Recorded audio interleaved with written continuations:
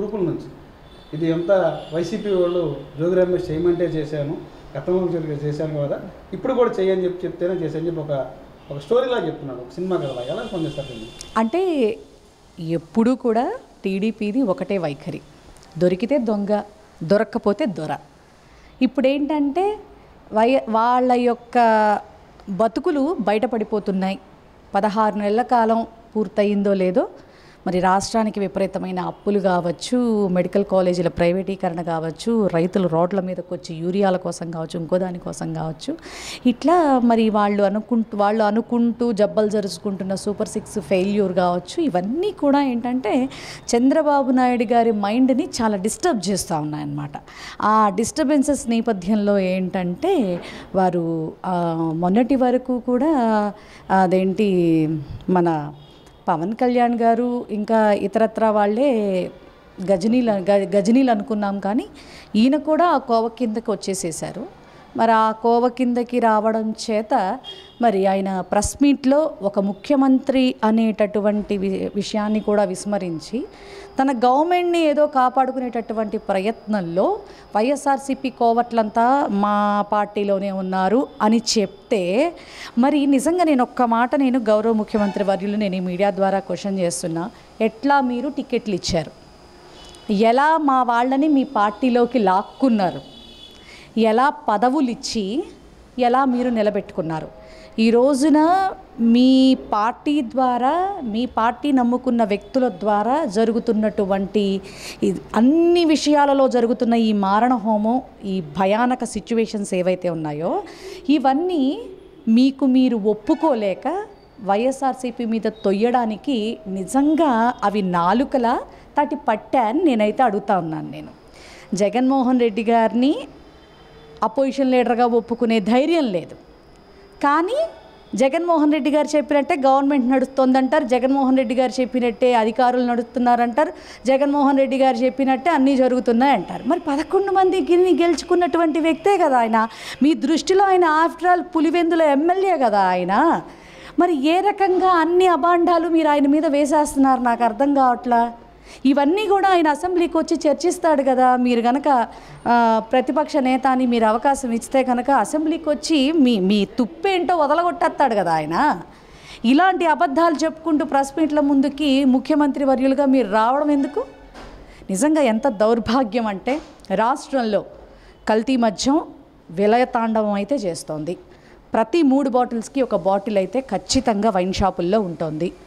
మరి జగన్మోహన్ రెడ్డి గారు రావటంతోనే 40,000 బెల్ట్ షాపులు రద్దు చేస్తే, మరి వీళ్ళు వచ్చిన తర్వాత మేము బెల్ట్ షాపుల్ని తగ్గిస్తాం, దాని యొక్క ఇదిని తగ్గించి ప్రజలకు ఇబ్బంది లేకుండా చూస్తామని చెప్పడం ఏంటంటేనండి.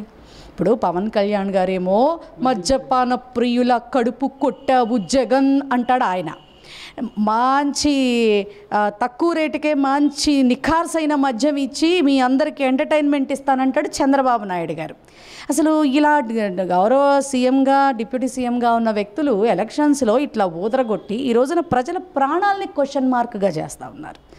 అటు చూస్తే పోనీ ఇట్లా జరిగితే పోనీ హాస్పిటల్కి వెళ్తే ఏదైనా ఉచిత వైద్యం అందుతుందా అంటే అది లేదు. ఆరోగ్యశ్రీని పక్కన పెట్టేసేశారు.